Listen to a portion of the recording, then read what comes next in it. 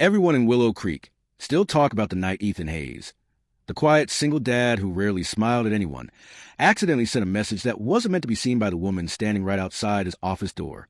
If she walks in right now, I swear I won't be able to hide how badly I want her.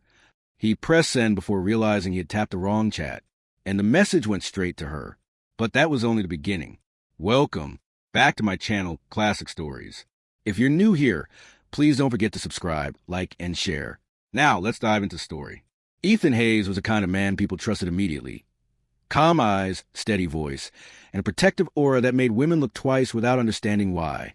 Running a small construction firm while raising his 9-year-old daughter alone had turned him into the definition of responsible, controlled, and emotionally unavailable. Until Maya Lennox walked into his office 3 months ago wearing a soft gray sweater, glasses she didn't need, and a smile that made Ethan forget how to breathe. He hired her on the spot. She was organized, brilliant, and frustratingly beautiful. Worse, she seemed completely unaware of the effect she had on him. Tonight the office was quiet. Rain tapped against the windows. The sky a soft shade of silver blue. Ethan sat at his desk, tie loosened, sleeves rolled up, trying and failing to focus on invoices. Maya was finishing some reports outside. He shouldn't have been thinking about her. He definitely shouldn't have been staring at the last message she sent. You need anything before I head out? Normal. Professional. But something inside Ethan snapped tonight.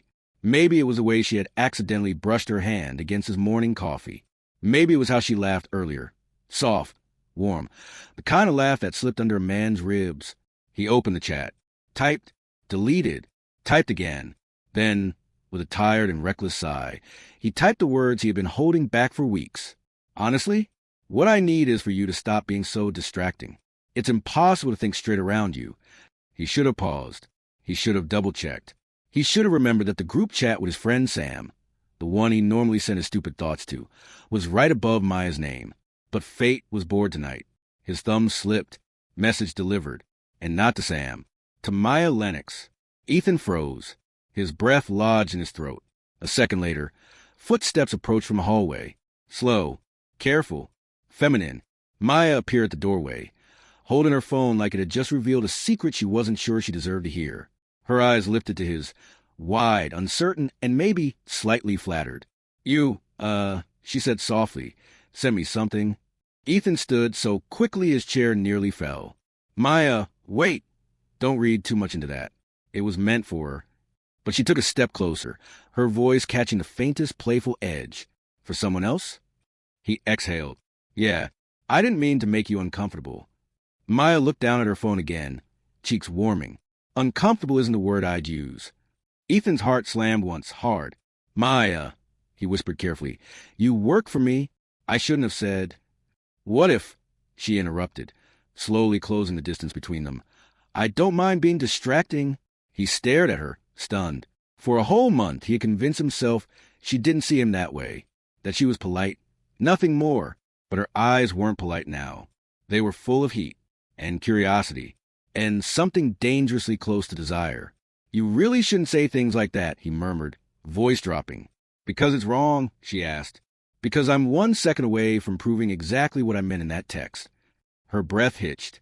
Lightning flashed outside, illuminating the small office. Maya's lips curved into a soft, daring smile. Then prove it. That was all it took. Ethan stepped toward her, slowly, testing her reaction. She didn't back away. Instead, she slid her phone onto his desk and looked up at him like she had been waiting for this moment longer than she'd ever admit.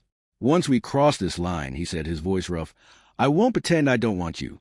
I'm not asking you to pretend. He lifted a hand, brushing a loose strand of hair behind her ear. Her breath shivered out at the touch. You have no idea, he said, how much I've thought about you. Her hand found the edge of his shirt, fingers brushing the warm skin beneath. Then tell me. I think about your laugh, your voice, the way you chew your pen when you're stressed. His thumb traced her jaw gently. And every time you walk into this office, Maya, I forget I'm supposed to be the responsible one. She leaned closer, whisper soft. Maybe you don't always have to be. His lips hovered just an inch above hers, close enough for both of them to feel the pull, the magnetic ache. Rain drummed against the window, as if urging them on. You sure? Ethan asked. Very. His mouth met hers, slow, deep, full of all the tension he'd been holding back for weeks. The kiss was warm and hungry, the kind that made a woman feel wanted and a man feel alive again. When they finally pulled apart, breathless, Maya rested her forehead against his chest. "So," she said with a quiet laugh, "still think texting me was a mistake?" Ethan smiled for the first time in months. "Best mistake I've ever made."